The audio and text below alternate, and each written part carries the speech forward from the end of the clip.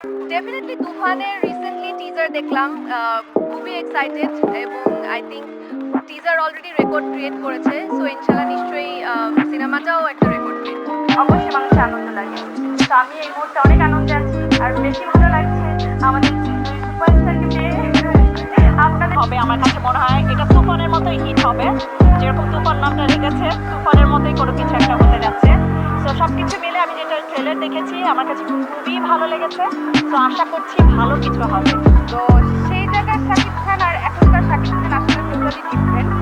তো এটা আসলে আমাদের বাংলাদেশের জন্য অনেক গর্বের যে শাকিব খান আমাদের দেশের চলচ্চিত্র ধারাটা অনেক চেঞ্জ করেছে। এটা এখন উনি আমার কাছে মনে হয় উনি ওনার সম্পর্কে বুঝতে পেরেছে, ওনাকে ভাঙতে পেরেছে। ওনার লুক থেকে শুরু করে ওনার ড্রেস আপ এটা সবকিছু উনি ওখান থেকে আমার কাছে মনে হয় যে পরিবর্তনটা হয়ে শাকিবের সাথে আমার বাস্তবে যে একবার দেখা হয়েছে, বাট সে যে গ্র্যাজুয়ালি এত এত সুন্দর সুন্দর কাজ আমাদের মানে উপহার দিচ্ছে আমি তো এরকম কাজ আগে কেউ বানাক তারপর সেটা নিয়ে কথা বলবো। যে এরকম কোনো কাজ বানায়নি আমার মনে হয় তার এরকম মুভির টিজার নিয়ে বা মেকিং নিয়ে কোনো রকমের কমেন্ট করার অধিকার নেই। পাকিস্তান এইরকম একজন কিলার মূলত আমি দেখিনি কখনো। দেখার পর আমি খুব ইমপ্রেস হয়েছি। সবচেয়ে তুফান ধরে কাঁপছে সব। তুফান তো মাত্র শুরু হয়েছে। এখন তো এখন তো এই তুফানের কথা বললাম, আর বাদ বাকি তুফান তো রিলিজের আগে দেখাবো। ডিমান্ড শুধু বেড়েই যাচ্ছে।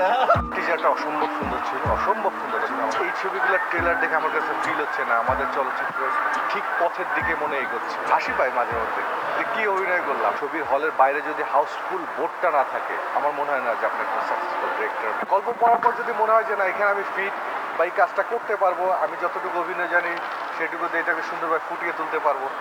হ্যাঁ, আমি আমার সবচেয়ে সবকিছু সাকিব আমাকে পাঠিয়ে দেয়, সো দেখা হয়েছে ভেরি এক্সাইটেড। আমার ধারণা আরেকটা ভালো মানে একটা তুফান নিয়ে আসবে, ভালো হবে নিশ্চয়ই।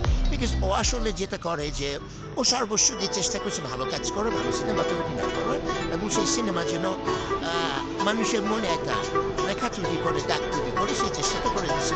তো চেষ্টা করলে যে ভালো কিছু হয় সেটা আমাদের দেশে অনেক দেখাচ্ছে।